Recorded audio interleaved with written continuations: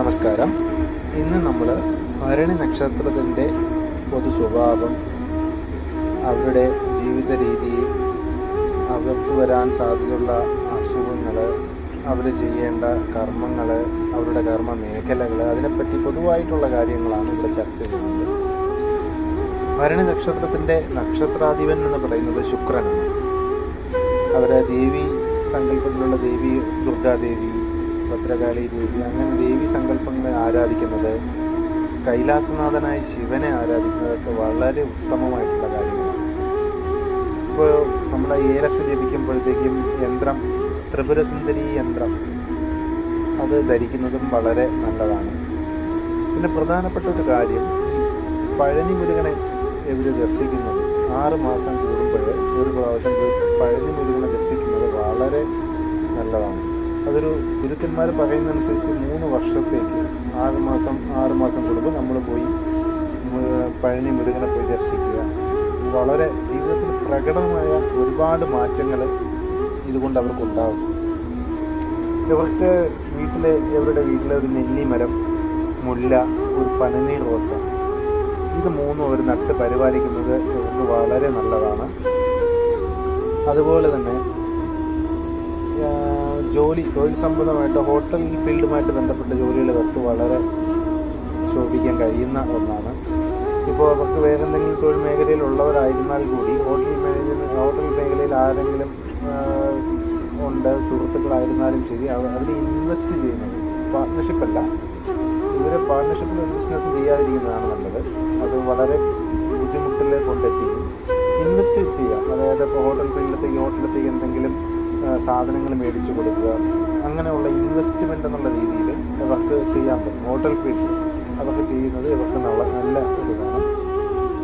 പിന്നെ അസുഖങ്ങൾ എന്ന് പറയുമ്പോൾ, നമ്മൾ പ്രായമാകുമ്പോൾ കൂടുതൽ പേർക്ക് മൂക്കിൽ ദശ വളരുന്ന പ്രശ്നങ്ങൾ, പിന്നെ നഖത്തിന് പ്രശ്നങ്ങൾ, അത് ചെറുപ്പത്തിലെ ഒരുപാട് പേർക്ക് കണ്ടുവരുന്ന ഒന്നാണ്. നഖം ഒടിഞ്ഞു പോവുക, നഖത്തിന് കട്ടിയില്ലാതെ വരിക, അങ്ങനെയുള്ള കാര്യങ്ങൾ, കുഴിനഖം, അങ്ങനെയുള്ള പ്രശ്നങ്ങൾ വരുന്നത് കണ്ടിട്ടുണ്ട്. അതുപോലെ തലമുടി പെട്ടെന്ന് നരയ്ക്കുന്ന ഒരു ഇതാണ് നമ്മുടെ ഭരണി നക്ഷത്രക്കാർക്ക്. പിന്നെ അവർക്ക് കണ്ടുവരുന്ന ഒരു പ്രശ്നം എന്നുള്ള കൈക്കുഴയ്ക്ക് വേദന, നീർക്കെട്ട്, അങ്ങനെയുള്ള പ്രശ്നങ്ങൾ വരാറുണ്ട്.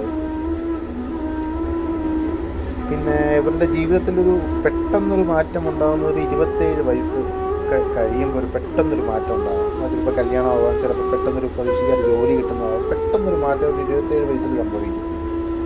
പിന്നെ ഇവർ ഷെയർ മാർക്കറ്റിൻ്റെ അങ്ങോട്ട് പോകണ്ട. ഷെയർ മാർക്കറ്റ് ഇവർക്ക് സെറ്റാകാവുന്ന നല്ല, അവർക്ക് നഷ്ടങ്ങൾ ഒരുപാട് കൊണ്ടുവരും.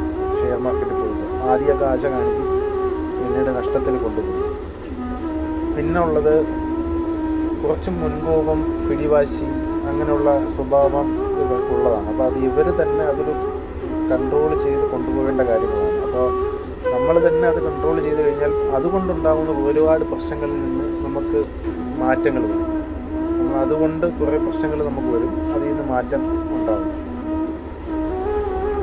പിന്നെ 40 വയസ്സ് കഴിഞ്ഞ ശേഷം ഇവർ എന്തായാലും നേട്ടം ഉണ്ടാക്കും. അതുവരെ എന്ത് കഷ്ടപ്പാടായിരുന്നാലും 40 വയസ്സ് കഴിയുമ്പോൾ ഇവർ ഒരുപാട് നേട്ടം ഉണ്ടാകും. പിന്നെ കുലദൈവ പ്രശ്നങ്ങൾ ഇവരുടെ കുടുംബത്തിൽ ഉണ്ടാവാറുണ്ട്. അത് വേണ്ട പരിഹാരങ്ങൾ ചെയ്താൽ അത് മാറുന്ന കാര്യം മാത്രമേ ഉള്ളൂ. എന്നാലും എന്തെങ്കിലും പ്രശ്നങ്ങൾ എപ്പോഴും ഉണ്ടായിരിക്കും. അതായത് കിഴക്ക് ദിക്ക് അവർക്ക് നല്ലതാണ്. കിഴക്ക് ദിക്കിൽ നിന്ന് വിവാഹം കഴിക്കുക, അവിടെ ജോലി സ്ഥിരപ്പെടുത്തുക, അങ്ങനെയുള്ള കാര്യങ്ങൾ കിഴക്ക് ദിക്ക് അവരെ സംബന്ധിച്ചിടത്തോളം വളരെ നല്ലതാണ്. പിന്നെ ഈ ഭരണി നക്ഷത്രം വരുന്ന ദിവസങ്ങളിൽ വാഹനം, വീട്, എന്തെങ്കിലും പൂജകൾ, പുതിയ മരുന്ന് കഴിക്കുന്നത്, അതൊക്കെ വളരെ നല്ലതാണ്. മരുന്ന് കഴിച്ച് തുടങ്ങുകയാണെങ്കിൽ ഭരണി നക്ഷത്രമുള്ള ദിവസം തുടങ്ങുന്നത് നല്ലതാണ്. വാഹനം വാങ്ങിക്കുക, വീട് വയ്ക്കുക, അതെല്ലാം, വീട് പാല് കാച്ചൊക്കെ നല്ല ഒരു ദിവസമാണ്. വീട് വിലയ്ക്ക് വാങ്ങിക്കുക എന്നുള്ളത് നല്ലതാണ്.